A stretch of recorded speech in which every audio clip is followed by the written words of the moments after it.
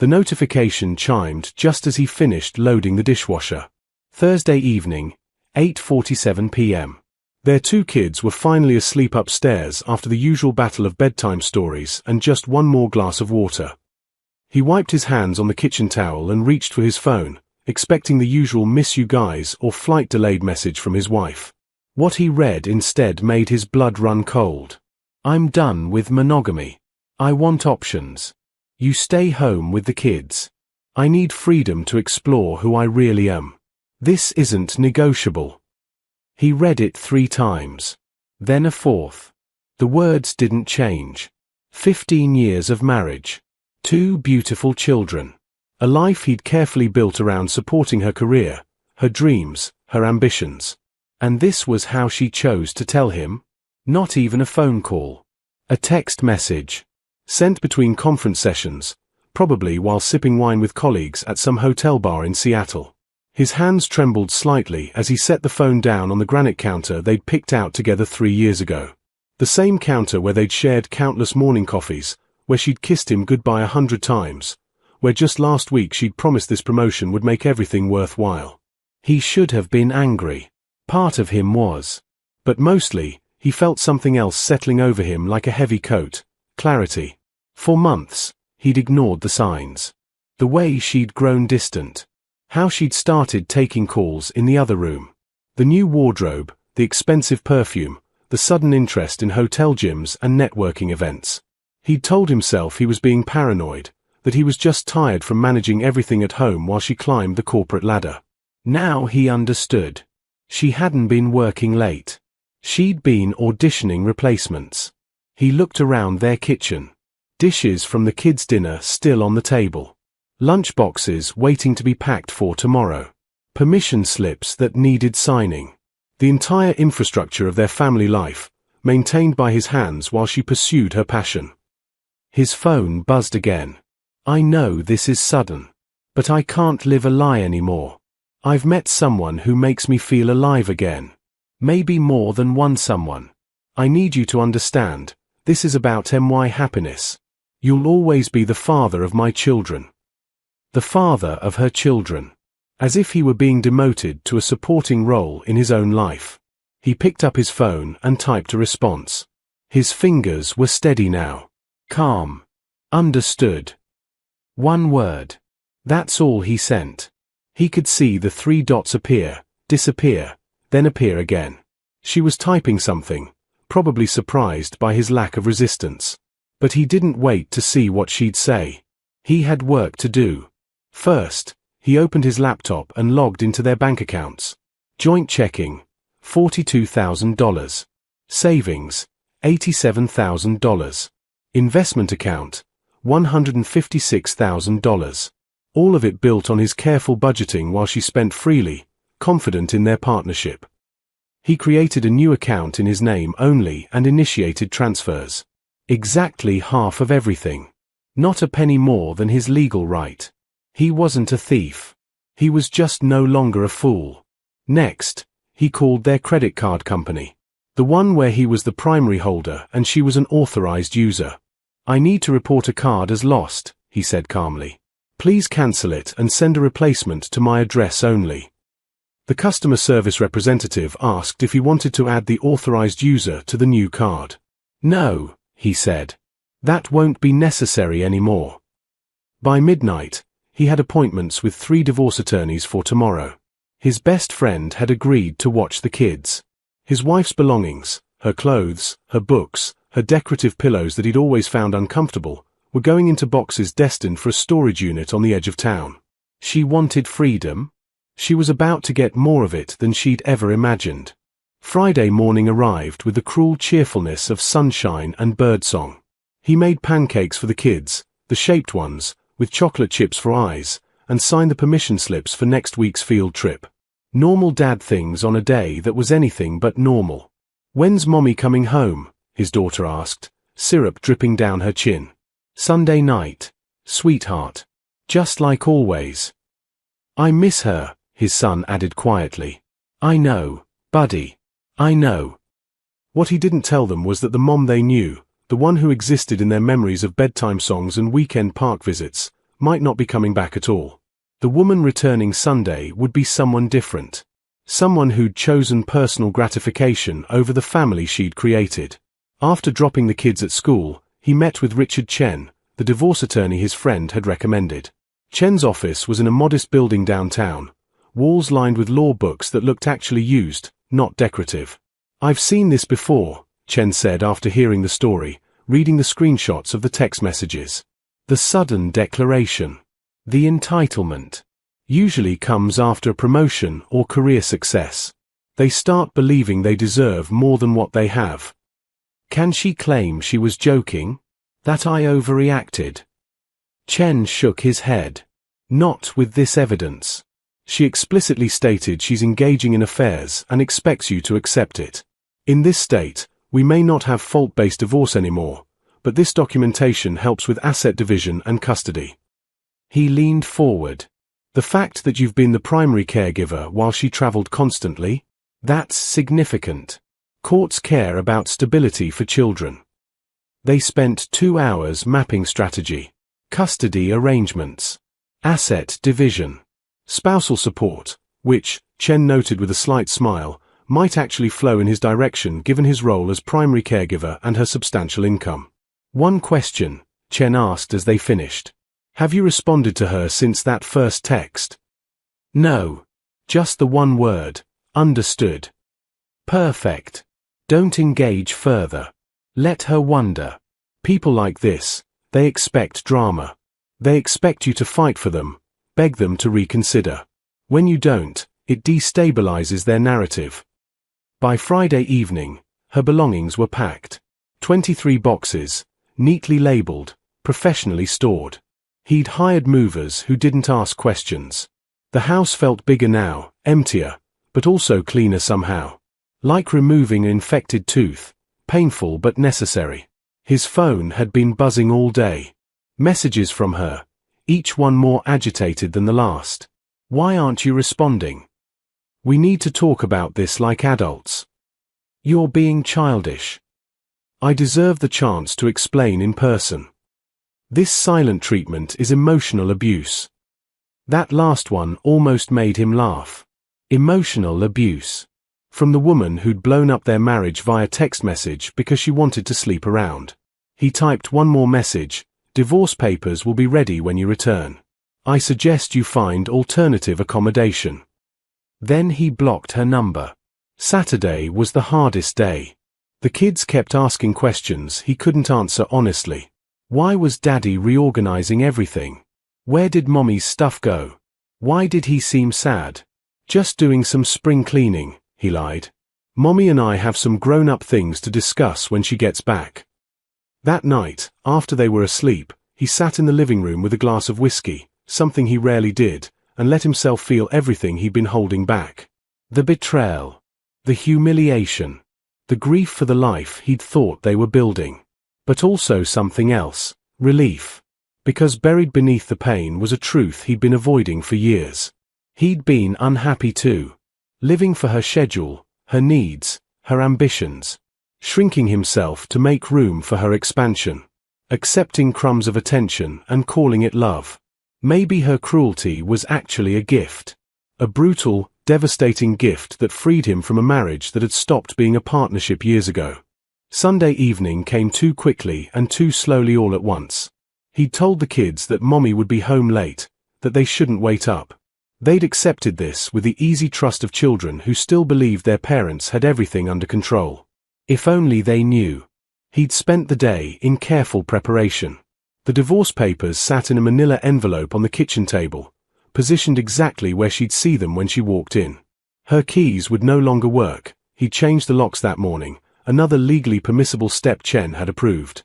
Her new keys sat beside the envelope, along with the address of the storage facility and a paid receipt for 3 months' storage. The house was spotless. Not because he was trying to impress her, but because he'd needed something to do with his hands, his anxiety, his churning thoughts. Every surface gleamed. The kids' artwork hung perfectly straight on the walls. Fresh flowers, irises, his favorite, not hers, sat in a vase by the window. He'd made himself into the perfect homemaker while she'd climbed the corporate ladder. Now she'd see exactly what she was giving up. At 9:47 p.m., headlights swept across the front windows. A car door slammed. He heard her footsteps on the walkway, confident, quick, the walk of someone who expected to be welcomed home. The doorknob rattled. Once, twice. Confusion in the sound. Then his phone rang. He'd unblocked her number an hour ago, knowing this moment would come. "Why doesn't my key work?" Her voice was sharp with irritation, not concern. "I changed the locks. Your new keys are on the kitchen table, along with some documents you need to see." "What? You can't lock me out of my own house." "I'm not locking you out. I'm asking you to knock like the guest you've chosen to become." Silence. Then, "This is ridiculous. Let me in. We need to talk." "We do," he agreed. "But it won't be the conversation you're expecting." He walked to the door and opened it. She looked good. Too good. New haircut, expensive highlights, a dress he'd never seen before that probably cost more than their monthly grocery budget. She'd lost weight, invested in herself, bloomed in her freedom. And none of it was for him.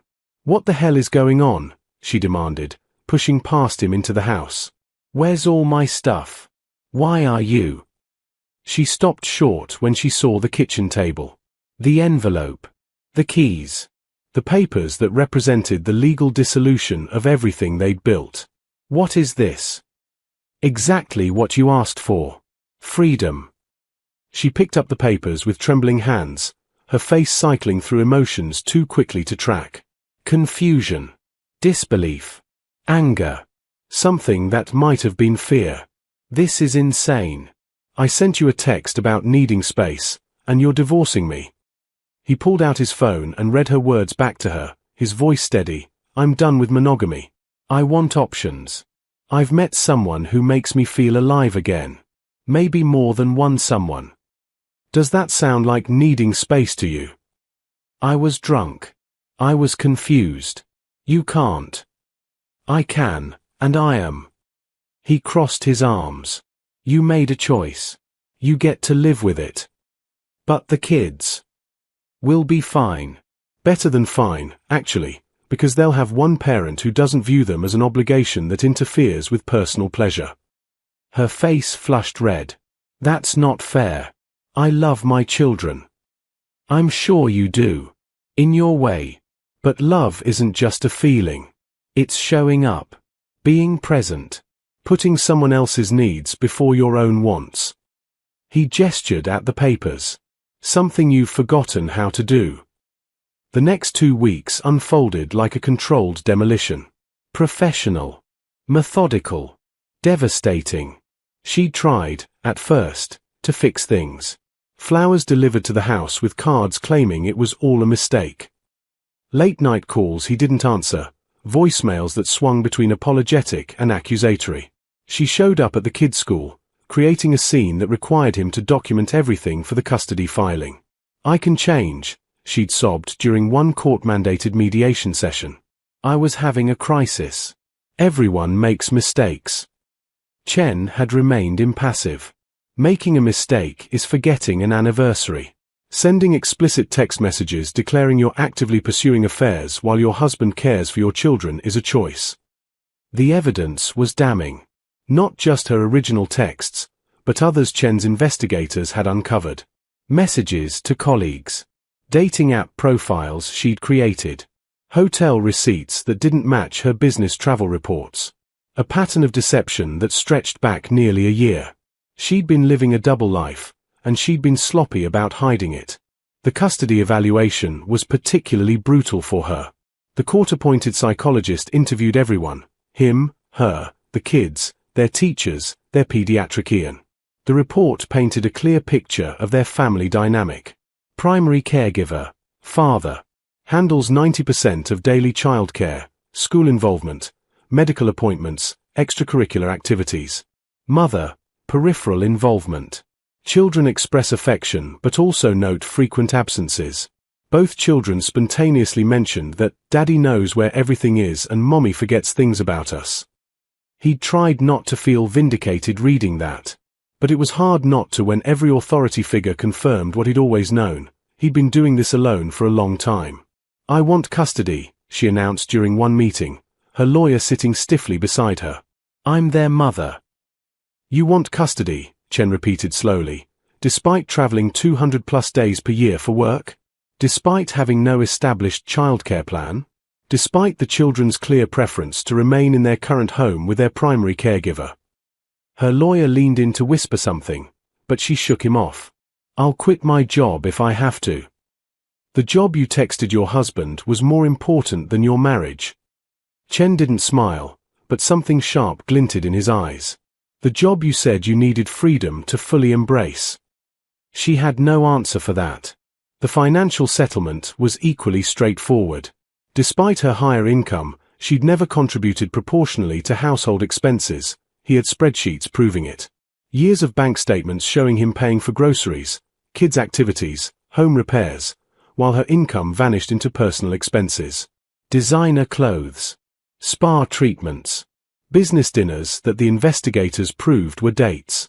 In light of your client's financial irresponsibility and substantially higher income, Chen presented to the mediator, "We're requesting primary physical custody, child support, and temporary spousal maintenance while my client retrains for higher-earning employment." Her face went white. "Spousal support? You can't be serious." "You wanted options," he said quietly. "These are mine." At home, life continued its strange new normal. The kids adjusted faster than he'd expected. Children were resilient that way, especially when their primary parent remained constant. They missed their mother, but they'd been missing her for years. They just hadn't had words for it yet. "Is Mommy coming back?" his daughter asked one night during their new routine. "She'll visit," he promised. "She loves you very much. Sometimes grown-ups can't live together anymore, but that doesn't change how much we love you." "But you're not leaving." His son's voice was small, afraid. "Never. I'm here. Always." That night, after they were asleep, he stood in the doorway of his bedroom, his alone now, and felt something unexpected: hope. 6 months later, the divorce was final. She got supervised visitation every other weekend, pending completion of a co-parenting course the judge had mandated. She'd kept her job, quitting had been an empty threat, but her travel was now restricted to non-custody weekends, a provision her company wasn't happy about.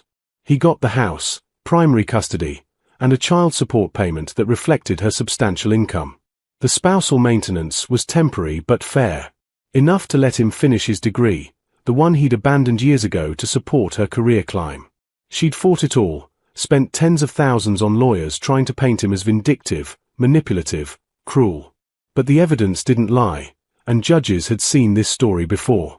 High-earning spouse abandons family, then claims victimhood when consequences arrive. The day the final papers were signed, he didn't celebrate. He took the kids for ice cream and told them simply that some things had been decided, that nothing would change in their daily lives, that both parents loved them. "Are you sad, Daddy?" his daughter asked, chocolate ice cream on her nose. "A little," he admitted, "but also a little happy. Sometimes things need to end so new things can begin." She seemed to accept this with the philosophical wisdom of 8-year-olds everywhere. His ex, he could think of her that way now, tried one more time to reach him a week later. A long email that arrived at 2 a.m., clearly written after wine and regret had loosened her fingers. "I've been doing therapy," it began. "Trying to understand why I blew up our life. My therapist says I was having a midlife crisis, that I confused career success with personal fulfillment, that I took you for granted because you were always just there." He read it twice.